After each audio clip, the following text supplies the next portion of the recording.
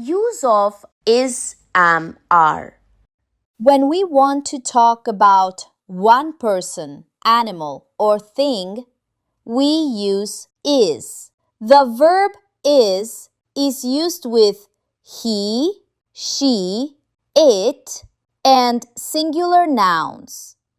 Examples: he is a boy. She is a girl. It is a cat. Raj is eating. The bag is heavy. When we want to talk about ourselves, we use I am. The verb am is used only with I and always follows it. Some examples are: I am a boy. I am a girl.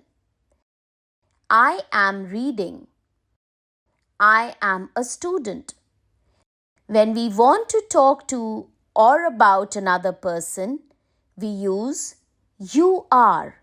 The verb are is used with you. Examples: you are a boy. You are a girl.